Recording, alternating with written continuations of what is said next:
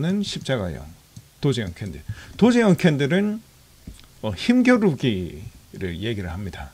매수세와 매도세가 팽팽하게 이루어진다. 네, 그래서 이런 십자가 형태가 나오는데, 하락 추세에서 도제형 캔들이 나오게 된다면 떨어지던 힘이 줄어들어서 반등할 확률이 높아진다. 그리고 상승 추세에서 도제형은 상승하던 추세가 매수세와 매도세가 균일하게 힘의 균형을 이루기 때문에 이제 하락세로 꺾일 확률이 높아진다. 이런 얘기죠. 네, 그래서 지금 힘겨루기가 강하게 이루어지고 있는데 조금 더 지켜봐야 됩니다. 지금 상황에서 중요한 것은 미국 시장에서 엔비디아가 기술적인 반등이 나와주냐, 요 여부가 중요할 것으로 보이고요. 지금 한 2~3% 정도 더 빠질 여력이 남아있다. 그리고 경기 침체에 대한 우려, 두 번째로 AI 커프 해소, 그리고 세 번째로 엔캐리 현상이라고 볼 수 있겠습니다. 엔캐리 현상이 뭐냐면 엔화에 대한 환차익, 이걸로 돈의 흐름이 이동하는 것을 얘기를 하는데요. 최근에 엔화 환율이 엄청나게 떨어졌었죠. 엔저 현상, 슈퍼 엔저 현상이 이루어졌었는데, 최근에 보시면은, 자, 보시면 JYP, USD, 네, 달러 대비 엔화의 환율인데 계속 떨어지다가 최근에 반등이 나왔습니다. 그 이유가 뭐냐면 일본에서는 마이너스 금리를 하고 있다가 최근에 엔화의 가치가 조금 상승을 하면서 금리 인상을 했죠. 지금 다른 데는 금리 인하를 하고 있는데 일본에서는 금리 인상을 하면서 또 엔화의 가치가 지금 단기간에 높아지고 있습니다.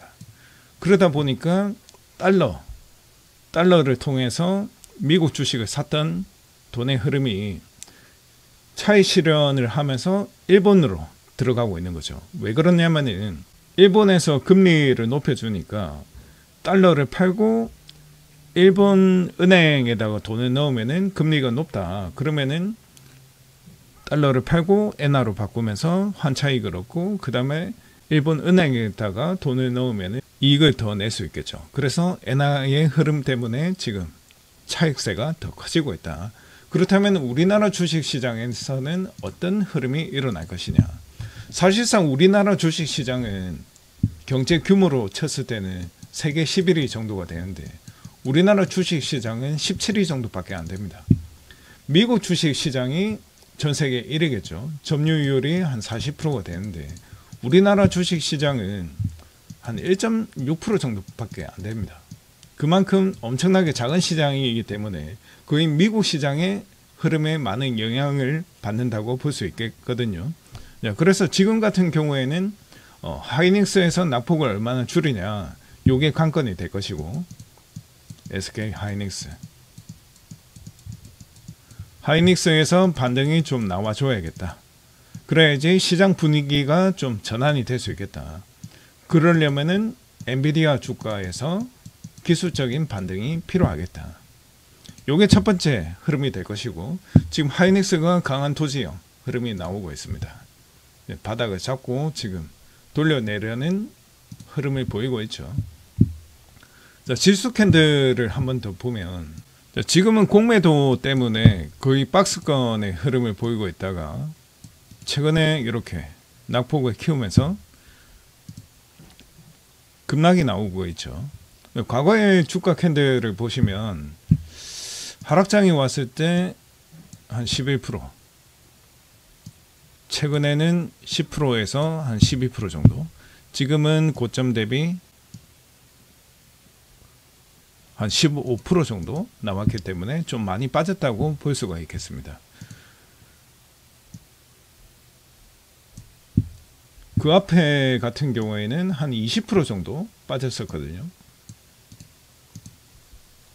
공매도가 없었을 때는 20% 정도 빠졌었고, 코로나 때는 정말 많이 빠졌습니다. 그때는 고점 대비 한 40% 정도 빠졌었죠. 그래서 지금 그렇게 많이 빠지지는 않았지만 15%니까, 그래서 코로나 이후 이렇게 많이 빠진 것은 정말 오랜만이다. 2022년 이후 이렇게 많이 빠지긴 처음이죠. 그렇기 때문에 지금 좀 힘든 장일 수가 있는데, 자, 코로나 장 이후에도 호랑이 캔들, 호랑이 시그널 이후에는 반등이 나왔습니다. 앞에도 한 20% 정도 빠졌다가 반등이 나왔는데 보통 이런 형태가 많이 나옵니다. 자, 쭉 빠졌다가 호랑이 타점 나오고 돌려내고 다시 호랑이 타점 나오고 돌려내고, 요거를 쌍바닥이라고 하죠. 지금 같은 경우에 한번 돌려냈다가 너무 많이 빠졌어요. 그렇기 때문에 지금 상황에서 한번 돌리고 다시 돌리고 이런 흐름이 나오지 않을까. 지금 같은 경우에 754선, 754 라인 제가 체크해 놨는데 아마 여기랑 여기 사이, 과거에 반등이 나왔던 736선 여기 사이에서 반등이 나올 확률이 좀 높지 않을까 이렇게 보여집니다. 일단 오늘 밤에 미국 장에서 어느 정도 낙폭을 줄여주는 모습을 보여주는 게 관건이 될 것 같고, 어느 정도 낙폭을 줄여준다면 여기서 뭐 돌려내는 흐름이 나오지 않을까 조금 지켜봐야 되겠습니다. 자, 그리고 코스피 같은 경우엔 지금 코스피 같은 경우에 고점 대비 한 11% 정도 빠졌는데요. 지금 코스피도 기점에 서 있죠. 여기가 중요한 매물대가 될 수 있는데, 여기 라인에서 좀 지켜주는 모습이 필요하다. 하지만 코스피 같은 경우에는 오늘 장 흐름이 지금 좋지 않습니다. 지금은 바닥을 잡아가면서 어느 정도 낙폭을 줄이고는 있는데 코스피 같은 경우에는 조금 더 빠질 가능성이 있지 않을까. 이 정도까지 조금 더 한 2-3% 정도 좀 더 지켜볼 필요가 있겠다. 그리고 우리가 반대로 인버스를 통해서 한번 예측을 해보면, 자, 인버스 차트 같은 경우에는 코스피 지수 캔들의 반대로 볼 수가 있겠죠. 지금 중요한 라인들을 한번 체크를 해보면,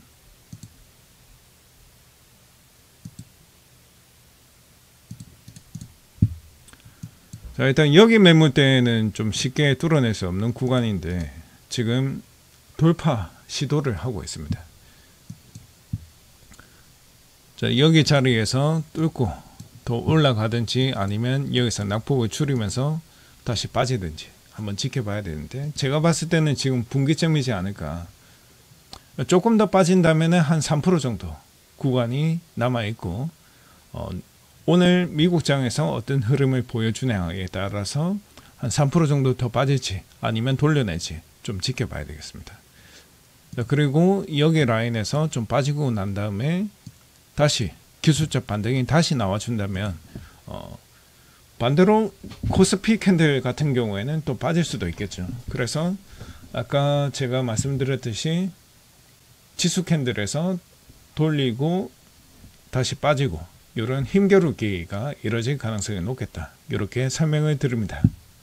그래서 지금은 어떤 식으로 대응하는 게 좋을까? 여기에 대해서 설명을 드리면, 지금은 일단은 SK 하이닉스 흐름과 엔비디아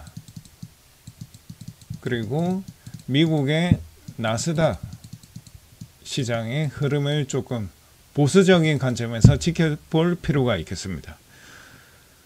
어느 정도 반등이 나왔다라고 한다면 뉴스나 아니면 뭐 여러 군데에서 얘기가 나오겠죠. 저희 단톡방이나 뭐 카페 이런 데서도 아마 설명을 드릴 거고, 일단은 지금은 시장의 반등 시점을 한번 봐야 됩니다.